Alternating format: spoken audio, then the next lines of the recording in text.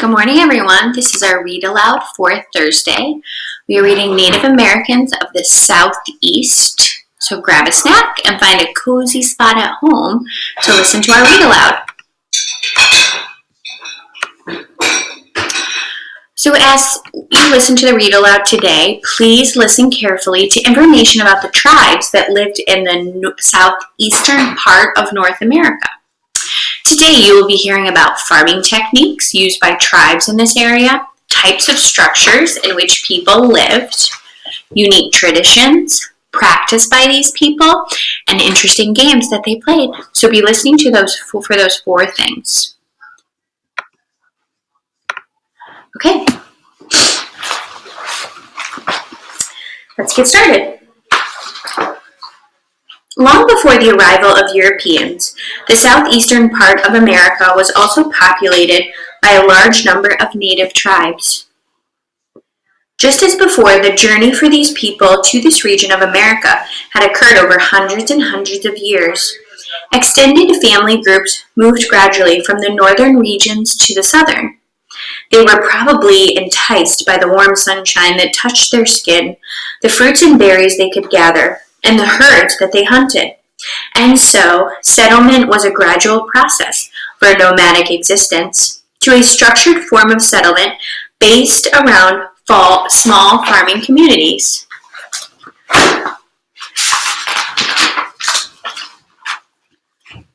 Some of these southern tribes included the Cherokee, the Chickasaw, and the Creek. Some of the Creek, together with other tribes, became merged many years later with a Native American group called the Seminole and migrated farther south into present-day Florida. These tribal groups lived in a densely forested Appalachian mountains. On the flat and verdant coastal plains, among the green rolling hills, the area referred to as the Southeast stretches from the lower Mississippi to the Atlantic Ocean, and from Tennessee to the coastal areas near the Gulf of Mexico. It is an area that even to this day boasts a warm, pleasant climate and rich, fertile soil. Just like the Hopi and the Zuni of the Southwest and the Iroquois of the Northeast, many of the southeastern tribes had ancestral ties to ancient cultures. For example, the people of the Natchez tribe were the direct descendants of the native people who created the extraordinary Mississippian culture. Let's resize this. You can see our picture here. Go over here. And just as before, once these large extended groups formed tribes and developed ways to grow harvest crops, they began to settle in specific areas.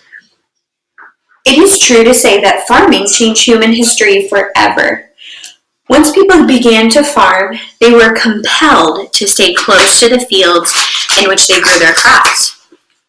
Therefore, as the crops in the fields grew, so too did the cultural identity of large numbers of tribal groups. The landscape and climate contributed greatly to each tribe's identity. For the southeastern Indians, corn, beans, and squash, including pumpkin, were the most important crops. These crops were essential to the survival of the southeastern Indians. Sunflowers were grown for seeds and oils, and tobacco was harvested too. All tribes fished and hunted, especially during the winter months. They used bows and arrows to hunt animals such as deer, rabbits, raccoons, and turkey. The children of the tribes gathered nuts, berries, and sap. Again, several kinds of corn were grown and cooked in a variety of ways. Corn could also be dried and used during the months when food was less plentiful.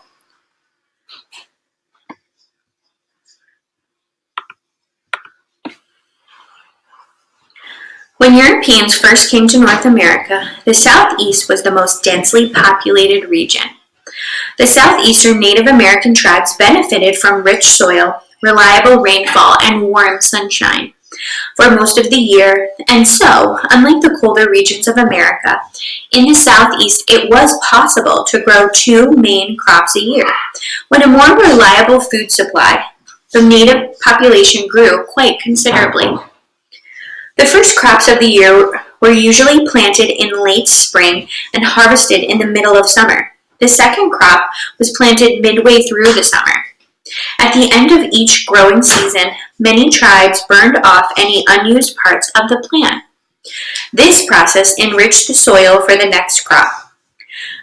The men of the tribe were responsible for turning the soil or plowing, and the women and children tended to the crops.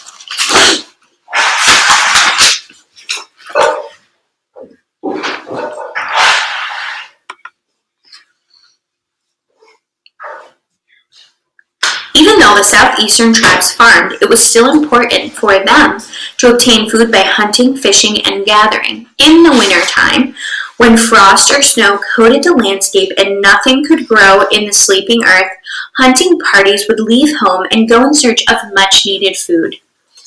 Southeastern tribes built a combination of small tribal villages near areas that were good for farming and were also close to a water source such as the river or lake. And they would build larger town-like settlements with fences in similar locations. The smaller villages were generally closer to larger towns. Several hundred people could live in tribal towns. Each tribe protected its villages and towns as well as its farmland. In the center of the village was a large common area for holding meetings and ceremonies. Children could play in this area too. Children played games and had toys. Several villages formed chiefdoms. There was a tribal chief who, together with important warriors and religious men, governed the tribe from the central town. The chiefs of these governing bodies held the greatest power of all the leaders and were destined to serve as chiefs from the moment they were born. The chief's house, a gathering place called the Great House, was also in the center of the village. Like the common area, the Great House was used for special occasions.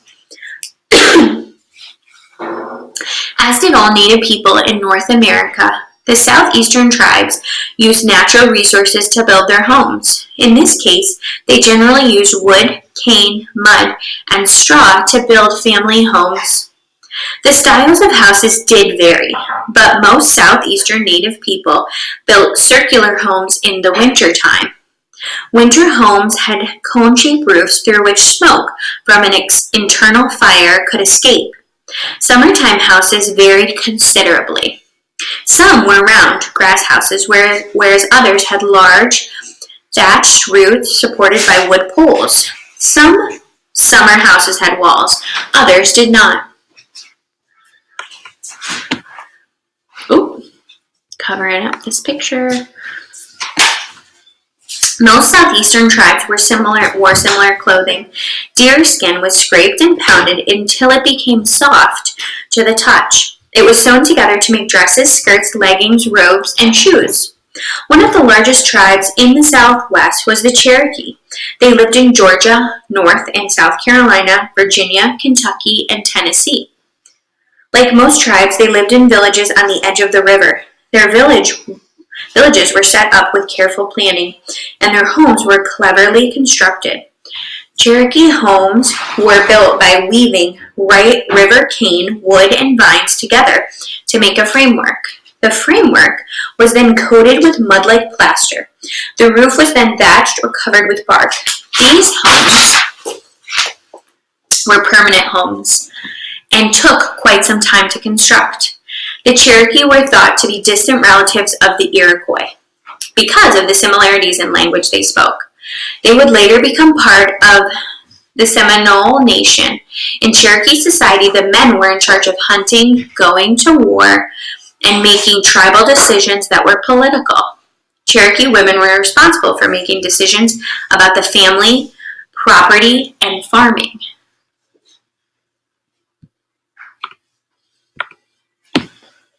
In the late summer, the Cherokee celebrated the end of the season with a kind of harvest festival called the Green Corn Festival.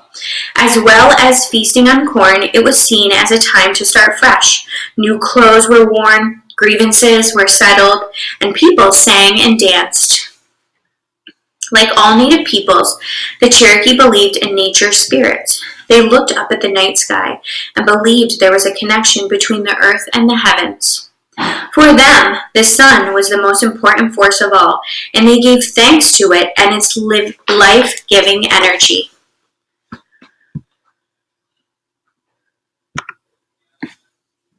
The Cherokee often went on hunting, fishing, and trading trips. They traveled along the long, winding rivers in canoes. When journeying across land, they used dogs as pack animals. The Cherokee made beautiful pots, beadwork, bags, and textile art. These items were often traded with other tribes for copper, shells, stone tools, pots to make yellow-brown paint. From midsummer through late fall, on the outskirts of most Cherokee villages, a ball game called Anetia was played. The name of the game is a big clue to know how the game is played, actually. In fact, it was so important that it could hardly be compared to games we think of today. The word Anetia is the Cherokee language meaning little brother of the war. The men who practiced would become prepared for fighting wars as they played. Goalposts made of saplings were placed at either end of the playing area. The ball used to play this game was made of deer hide and about the size of a golf ball. Each player had 2 short sticks made of hickory with which to hit the ball. There could be hundreds of players playing at one time. The first team to score 12 points won the game. Special rituals occurred with the guidance of the shamans that the evening before a game was played, and their rituals were so important as the game itself. Men and women would dance and chant around the fire all night long. One by one, the men would go to the water with shamans where they would receive special medicine to make them more confident and skilled. The rituals were believed to bring success to the players, and they were also a way of encouraging the players to be brave, for the game had very few rules and was extremely violent. As a result, there were many injuries. Like many other Native American tribes, people of the Cherokee, Chickasaw Creek, and Seminole still inhabit areas of the southwest region of America. Some of these Native Americans identify with modern-day culture, whereas others choose to live as their ancestors lived before them and honor traditions from long ago. Okay, that's the end of our read aloud for today. Hope you guys enjoyed it.